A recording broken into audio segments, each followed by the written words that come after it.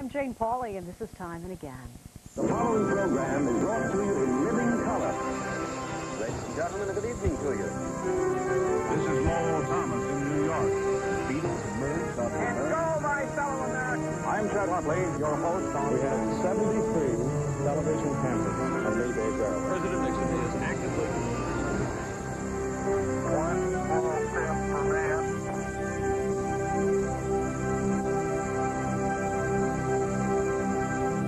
Hello and welcome to Time and Again. We all daydream, but how many of us can claim to have turned a dream into a multi-billion-dollar international cultural phenomenon that's been going strong for more than 20 years? That's what George Lucas did with Star Wars. The latest chapter, of course, the Phantom Menace, episode 1 of the Star Wars saga, one of the most eagerly anticipated and now one of the most lucrative movies ever. On this episode of Time and Again, the magic behind the movie, those fantastic visual effects and sound effects. Stars Natalie Portman and Liam Neeson. And we'll hear from the Jedi Master himself, Star Wars creator George Lucas, the man who helped make an event out of going to the movies. Let's start with Dateline's Keith Morrison. You must be living in another galaxy, perhaps one far, far away. You haven't heard that Star Wars is back. Bigger and better than ever. It's going to completely shatter everyone's brains.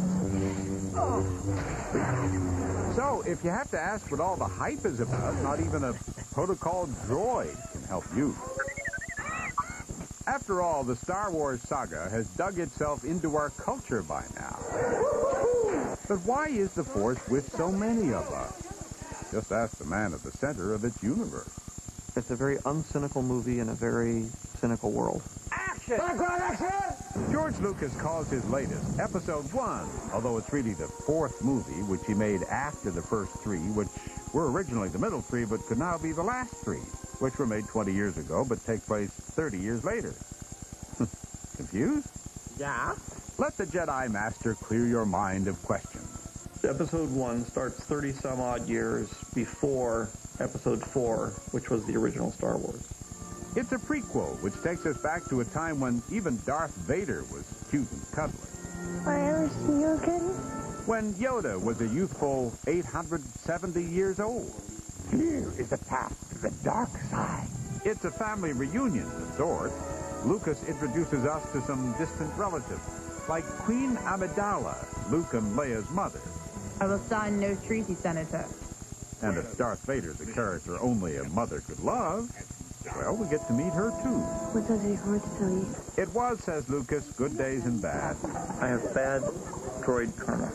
Just like being home again. When I first saw some film, it was Star Wars. I mean, we were back there, and it was exactly the same. Those 20 years had never elapsed. The original Star Wars came out in 1977, and you might be surprised to learn it almost didn't. I mean, I get an idea to do a movie, and then I go about to get it made, and I will struggle for years if I have to find a way to do it. And he would have to. After his first film, THX 1138, was blasted by critics, executives at Universal Pictures thought they saw the writing on the wall for American graffiti, which for a while they didn't even want to release. So when he tried selling Star Wars to studio executives, they thought it was pure bantha fodder. Hey, what are you trying to push on us? So I wrote the treatment, presented it to the United Artists. They said, no, we don't want it. Presented to Universal. They said, no, we don't want it. In fact, Lucas was down to his last hope. Alan Ladd Jr., a relatively new executive at 20th Century Fox, who read George's original 13-page treatment, The Adventures of Luke Starkiller. George started to explain what a Wookiee was and what a Jedi was. I thought that sounds pretty cool, so let's try it out. With the green light from Ladd, casting began, but the would-be stars of Star Wars might surprise you. The heroic role of Luke was almost played by Freddy Krueger, also known as Robert Englund. Princess Leia, Cindy Williams was a hopeful.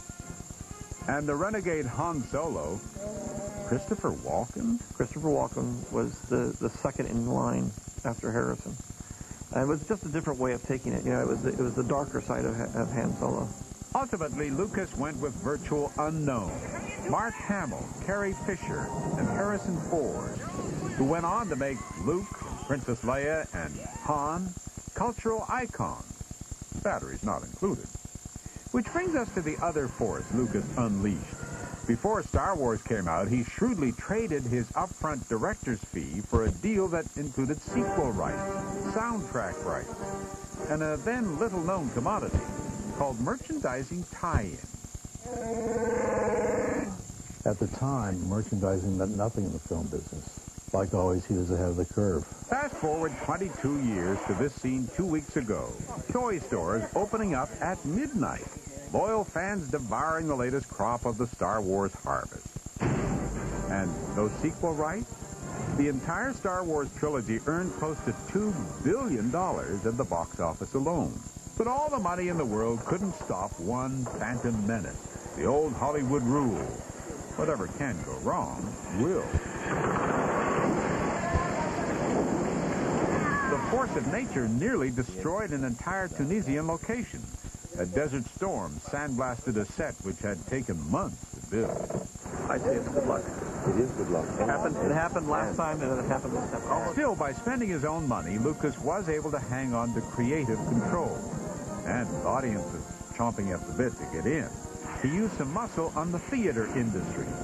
Lucas limited previews and insisted his movie run only on big screens. The demands are all related primarily to the audience. So if it isn't money that's got Lucas in hyperdrive, what will make Episode 1 successful for him? For me, it's a successful movie right now. It's a lucky man who likes his own stories. And luckier still to tell one the whole world embraced. For weeks, adults who were kids when Star Wars began waited in line with their own children. And neither generation had to explain a thing. Apparently, the Force runs strong in the Star Wars family. When we come back, Star Wars fever on opening day. And may the cash be with you, the marketing muscle behind Star Wars. At first, it seemed that the Phantom Menace would be a menace to our sanity. As the first new Star Wars movie since The Return of the Jedi in 1983, it was eagerly anticipated. The hype was everywhere. NBC's George Lewis filed this report on opening day.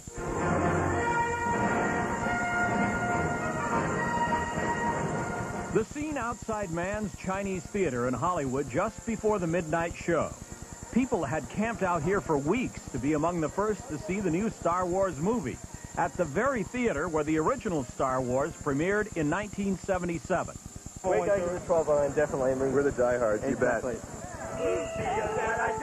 Across the country, this may well go down as the biggest movie opening ever, the biggest first-day box office growth. For days now, scalpers have been trying to auction tickets on the internet for $50 to $100 apiece. The hardcore fans speak of Star Wars almost as a religious experience. I have to be there because I'm engaged in the whole mythology of Star Wars. It's fantastic. It's something that touches people at the heart and makes them feel good about themselves.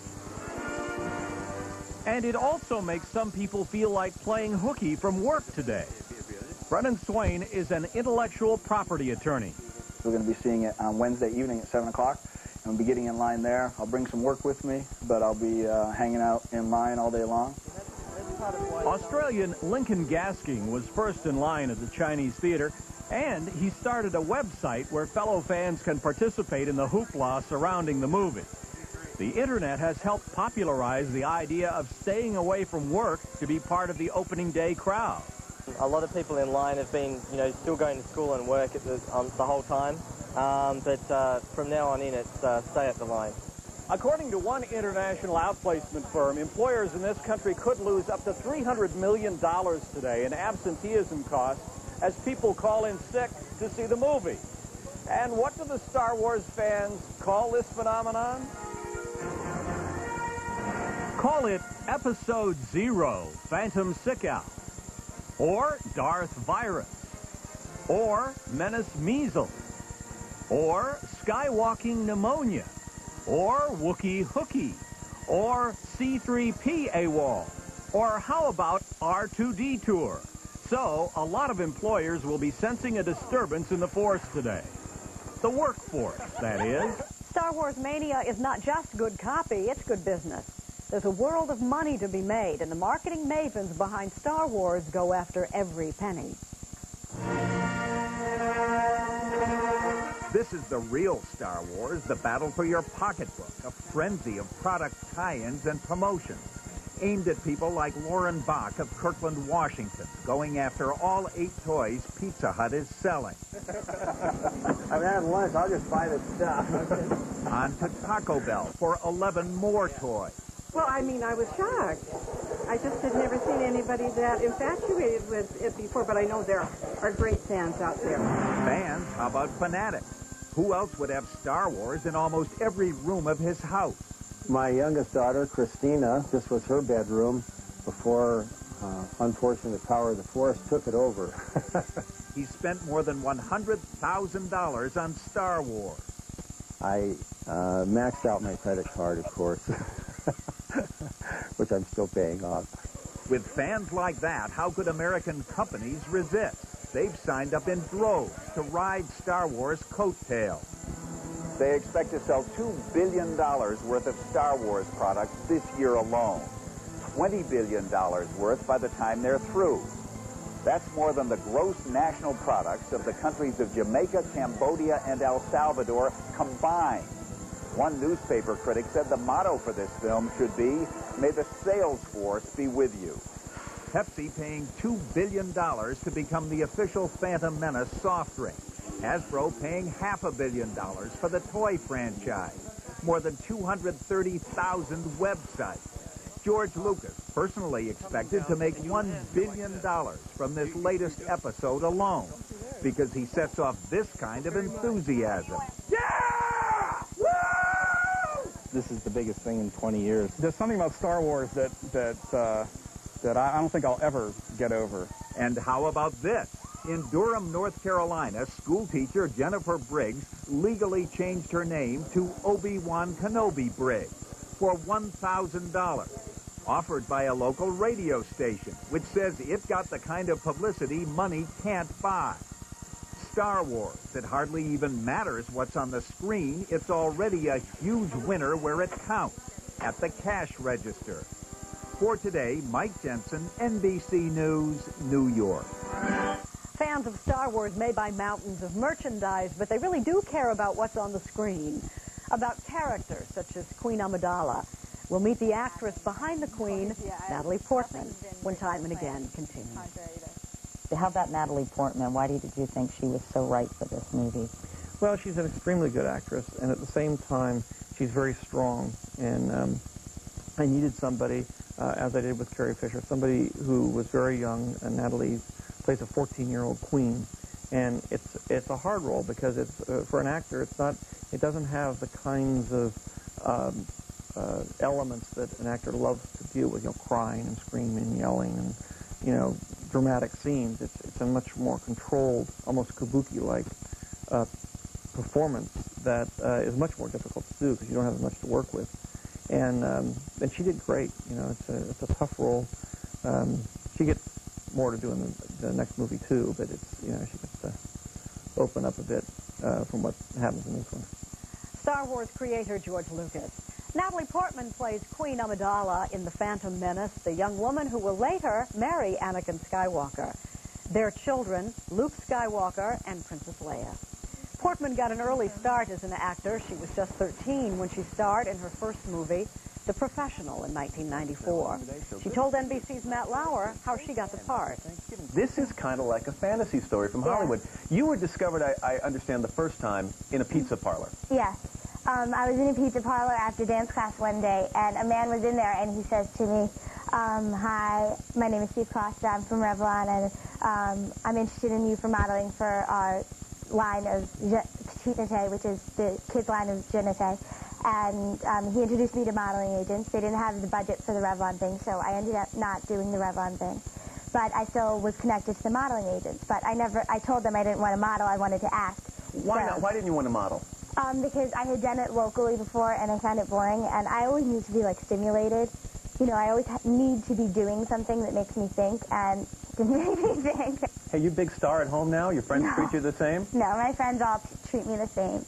My real friends. Some kids, like, a few times in school, it was really weird. Some kids asked me for my autograph. I was like... You know what? Get used to that. It's going to happen a lot more. That was 1994. 5 years later, Natalie Portman was starring in a Star Wars movie. Senator, this is your arena. I feel I must return to mine. I've decided to go back to Naboo. Go back? But Your Majesty, be realistic. They'll force you to sign the treaty. I will sign no treaty, Senator. My fate will be no different than that of our people. Captain. Your Highness. Ready my ship. Please, Your Majesty, stay here where it's safe. It is clear to me now that the Republic no longer functions. I pray you will bring sanity and compassion back to the Senate. Nice do, Natalie. Thanks. What do you think of all these? I mean, the costumes you wore were beautiful, but pretty cumbersome, Yeah. I understand. Was it tough to act in all this stuff all over the place? Well, it was really beautiful. The costumes and all the hair and makeup were really, really wonderful. But it also, they were not the most comfortable, but I really enjoyed seeing it in the movie afterwards. I mean, it wasn't the happiest one. I was going to say when it was going on, but it was really, they were so beautiful. Your performance has been described, I'm not sure if it was George Lucas or someone else, as kabuki-like. Right. It was very sort of restrained in places. Was it challenging for you? Well, it is, because you don't want to make it a caricature, and you don't want to make it too boring or anything, but at the same time, she's this young queen, no one wants to take her seriously, and, you know, she's being threatened, and she has to keep her resolve and keep her, you know, be contained so that people don't see that she's kind of really scared inside. And so it was interesting, but all the costumes and the makeup really helped for that. She's got some interesting times ahead. Do you have any idea of how she's going to evolve? Obviously, she's going to sort of flirt with the dark side, right?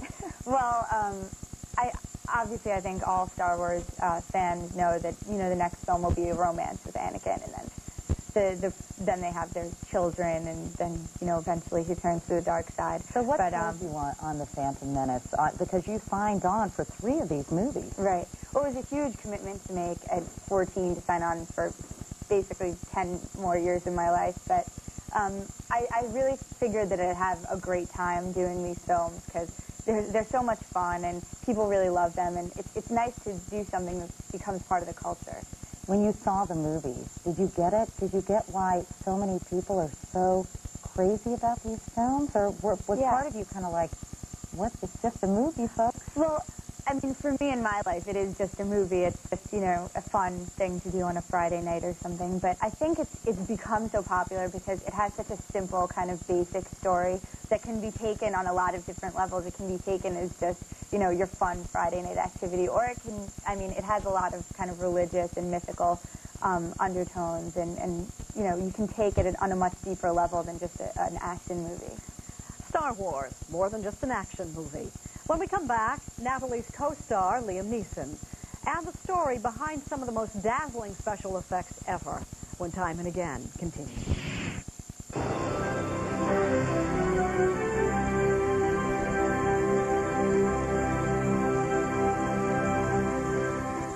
Welcome back to Time and Again as we pay a visit to a galaxy not so far away, the world of Star Wars Episode 1, The Phantom Menace. Ever since the first Star Wars movie came out in 1977, going to the movies has never been the same.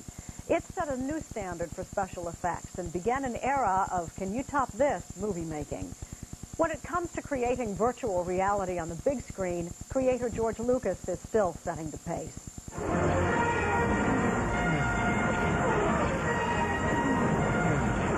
There is a kind of madness about movie making, and when George Lucas set out to make The Phantom Menace, even his friends decided he was next to crazy. In reading the script, it seemed that half the movie couldn't be done.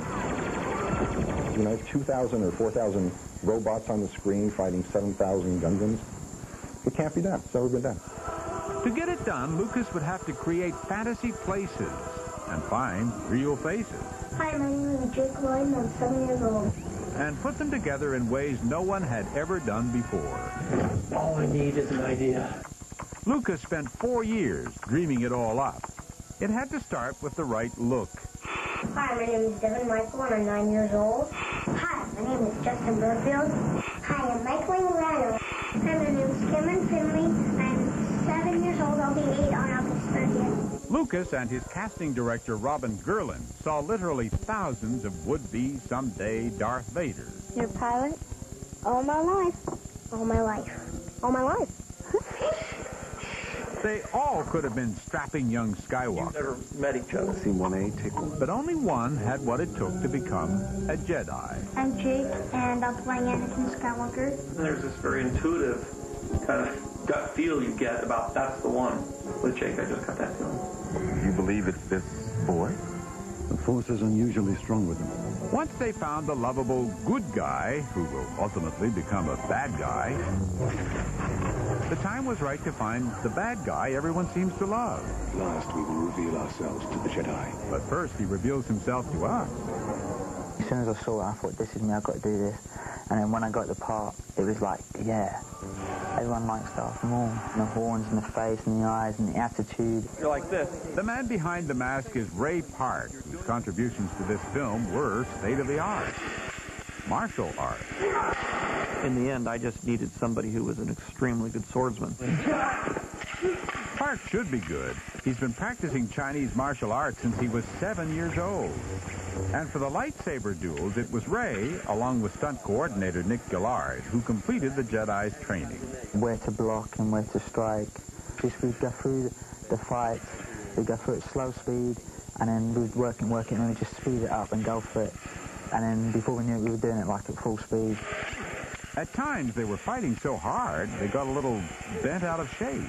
So this is a Ewan McGregor lightsaber. After every take, these pipes would be just completely bent. They were very much fighting. You know, they liked each other and everything, but you know, Ewan really wanted to beat him. But getting the atmosphere to change from a blue screen set in England to a palace in Naboo was no walk in the park. So this is all computer graphics back here. And you can... Visual effects artists at Lucas's Industrial Light and Magic had their work cut out for them on this film. Here, effects supervisor Scott Squires adds a computer-animated backlot behind our Jedi heroes. But wait, look closer. Those aren't our heroes at all. Those aren't the real actors. In this case, it's actually the stunt doubles. So we had to go back later and add their faces onto those stunt doubles.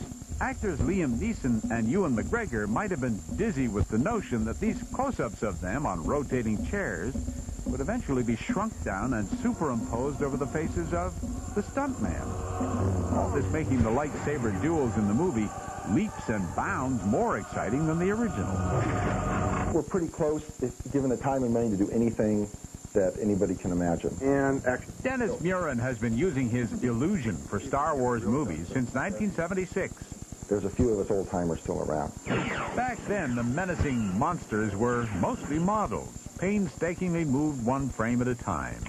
Today, a computer moves them for you, and even builds you more if you ask it to. You just clone them. You know, you have one droid, you punch out 30 more, you punch out 2,000 more. It's like word processing. But it would take a small army of computer animators to create this climactic battle sequence. It began as an empty landscape shot in Northern California. Then we start layering the heroes. Then Kevin Rafferty added the bits that never actually exist off screen. His computer-generated characters, his troops, troop transports, and a real trooper, Jar Jar Binks. But there's still something missing. It's very clean. You know, we're in a war here. There's no explosions, there's no smoke. So the pyrotechnics department started a rash of real fires backstage, some hotter than others. And then Rafferty added them to the scene, too. Looks easy? On film, it goes by in seconds, but it took months to create. But Muren adds, it was months of child's play. It's like we're kids. We're reinventing stuff, making stuff up. We're making our own toy box. all the time, and then playing with the toys. Some toys. Just this month, after decades of creating stars for Star Wars, Murin was awarded one of his own on the Hollywood Walk of Fame. Ironically, Lucas, who has taken us to galaxies far, far away, is still waiting for his sidewalk star down here on Earth. Okay, cut. That's a wrap. Thanks very much. The Phantom Menace is a feast for the eye, but it's also an earful. We'll give a listen to the sound effects of Star Wars in just a moment. Hey, Jar Jar, keep away from those energy binders.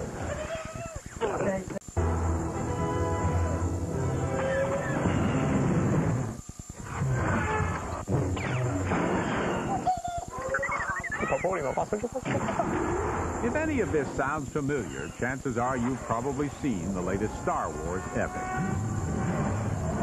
After all, it takes more than just adventurous visuals to shift George Lucas's Phantom Menace into high gear. I think sound is extremely important to a movie. It's really half the experience. Still, it seems all you hear about is how far the visual effects have come. Years of painstaking work, 2,000 shots, computer-generated thises and that's. But now that it's done, open fire! What's wrong with this picture? I give up. I give up. People expect to have a certain sound experience when they watch a Star Wars film, and I'd say it's absolutely imperative that the sound that takes you places that the visual effects do as well. So how do they do it? Welcome to the family business. Lucas's Skywalker Sound Company, tucked quietly away at the fortress-like Skywalker Ranch in Northern California. Their job here? Create the hums for those spaceships that have never been built, so they can fly to planets that don't exist and encounter creatures that have never lived. Hey, Jar Jar, keep away from those energy binders. Okay, take one. Of course, they weren't exactly starting from scratch for this installment of the Star Wars saga. Sound designer Ben Burtt was able to steal from his own library of sound effects he originally created for the Star Wars sequels, now being used on a prequel. Like this laser blast he found in his backyard, shown here in a 1980 documentary. The classic lightsaber whooshes were an accident waiting to happen when Burt realized a microphone too close to a loudspeaker means feedback. But if you think you've heard it all before, think again. Thousands of new sounds needed to be created for Episode 1. Always true, there are a master and an apprentice. Ben Burt's apprentice is 26-year-old Matthew Wood, who is so obsessed with sound, he carries his tape recorder wherever he goes. I'm always listening for sounds, that's for sure. Wood was only 5 when the original Star Wars came out, but he loved it so much, he got his first job working for LucasArts at 17, testing video games. Yeah, real tough job. Are you going to lower it or am I going to lower it? The force was apparently strong with him. After completing his training, he went over to the loud side and is now a supervising sound editor. Wood found himself scouring the universe for real down-to-earth sounds that would later serve as out of this world. Here's a shot of the trees falling. An entire symphony of Naboo's noises are mapped out on a keyboard. I can just try to perform it to picture. See how good I am here. Making Wood a concert pianist of sorts. Of course, some scenes require layers upon layers of sound. Like Anakin Skywalker's pod race. It's completely computer generated, so you have to start from scratch for something that doesn't exist. You know, there aren't pods yet. So the sound department was off to the races, literally. First they recorded actual race cars, both off and on the track. Then they threw in some speedboats and Apache helicopters for good measure. to give Anakin and his fellow aliens a run for their money. A scene like that makes sound work worth it. I mean, you can just completely go nuts. You might suspect sound editors get jealous of their on-screen counterparts. Even though the glory might be in visual effects, you know, that doesn't bother me. Maybe not, though he did manage to sneak himself into this scene. Ironically, he doesn't make a sound, but any real Jedi will tell you the Force works best when your eyes are closed.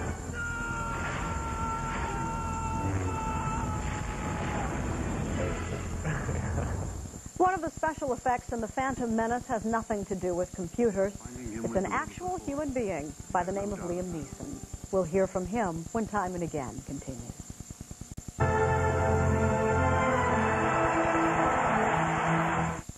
Casting Liam Neeson as Jedi Knight Qui-Gon Jinn in The Phantom Menace may not have been an obvious choice, but it was an astute one. Neeson has plenty of appeal, and his reputation as an actor was confirmed with his performance in Schindler's List. That was in 1994. Reminds me of my wife. He's not exactly a new kid on the block. He's been acting for 22 years, and chances are you've seen him before. A lot of him. But it is this brutally serious movie about the Holocaust that has made this 41-year-old Irishman a full-fledged American movie star. He'd rather be considered an actor, thank you, and you can forget the Hunt stuff, too, even though he's 6'4", 185, and, well, just look at him. Do you feel uncomfortable with people seeing you as basically a, a sex god, Liam? Not that I feel that way. There's another side of Liam that's drawn to the romantic leads of Hollywood past.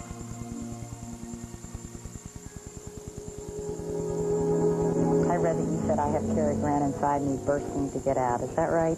Yes, I have. Katie? Katie? Darling. But men today? I just feel sorry for men. Why?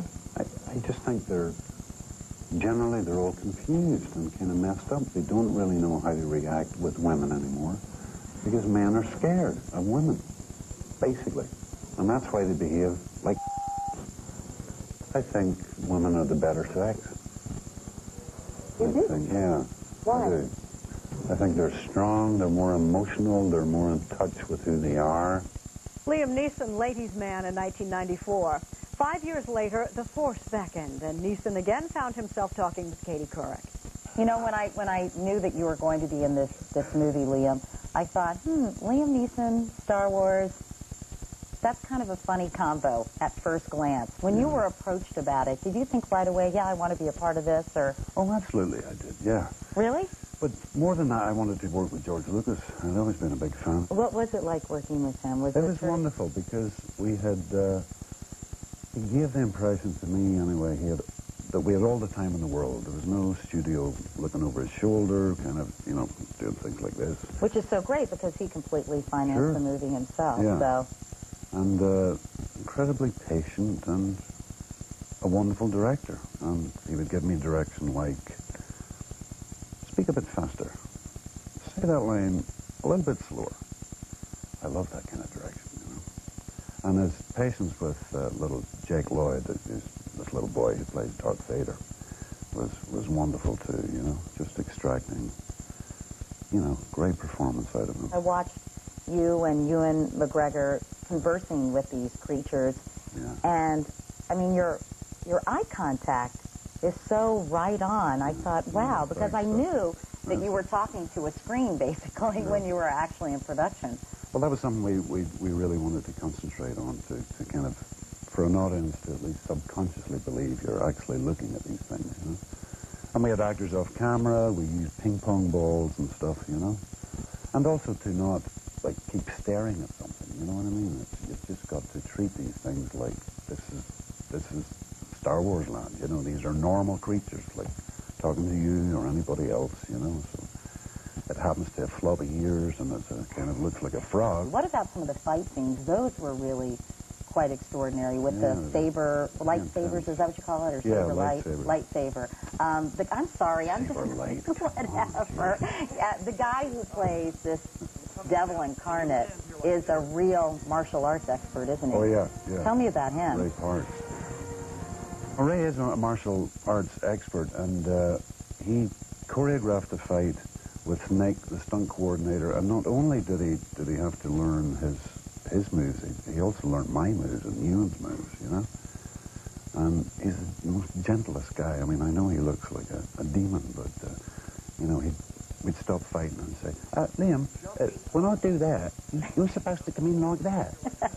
He kind of talks about it like that. You know? Your character is really sort of the steady force, the heart and soul of the movie, don't you think, in a way, this guy?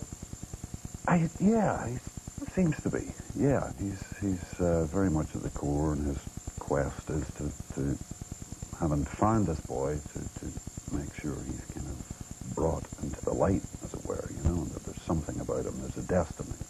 When we come back, some final thoughts from the ultimate Jedi Master, Star Wars creator George Lucas. It's a kind of way of saying there's something else out there. We're all good and we're all evil, and we have a choice. The Phantom Menace is great fun, but after all, it's just a movie, right? Well, not to millions of fans who waited for it eagerly for years. What is it about Star Wars that inspires such devotion? Katie Couric asked director George Lucas. I think in the end, it's much more of a testament to our times. It's the one non-cynical spot in our culture at this point, where there's just, it's not a cynical look at the world, it's not mean-spirited, it's not trying to tear anything down.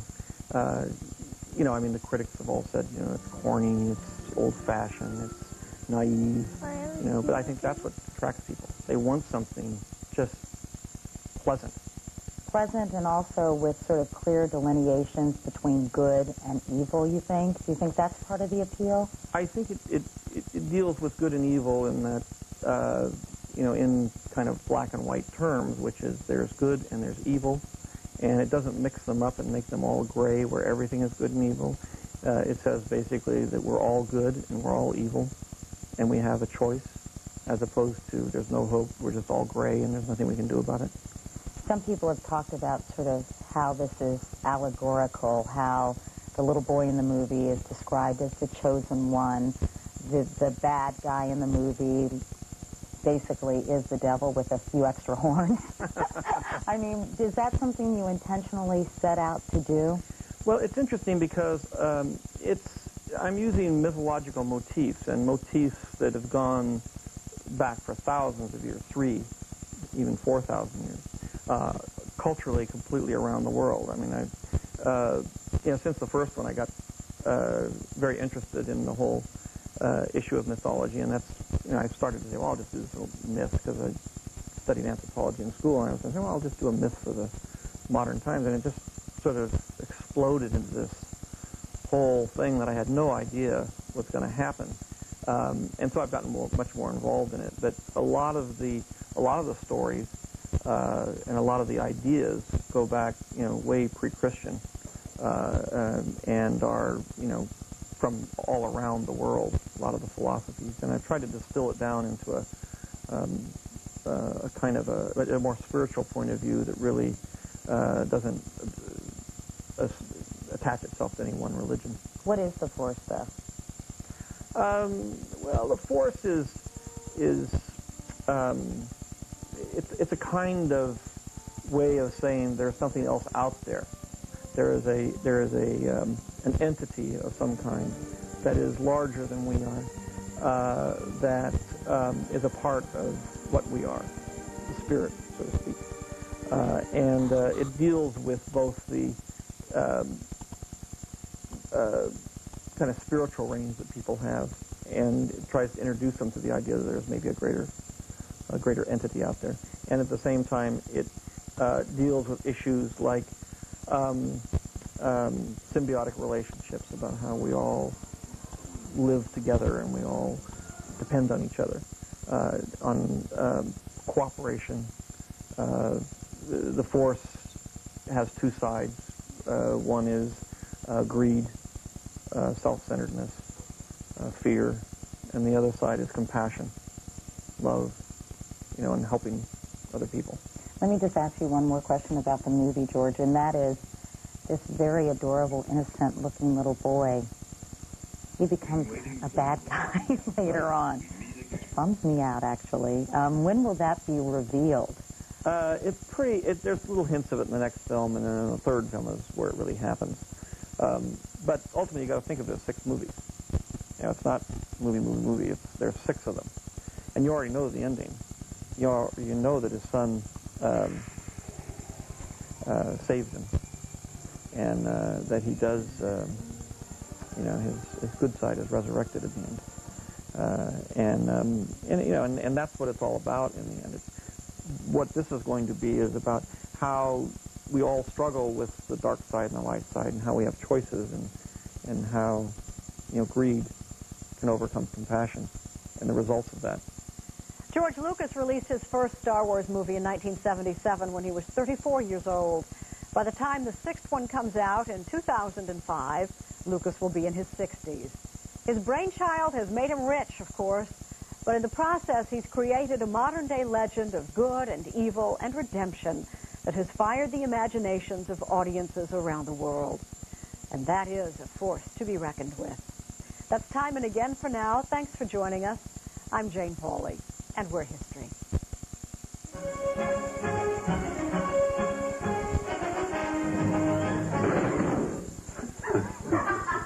Cut.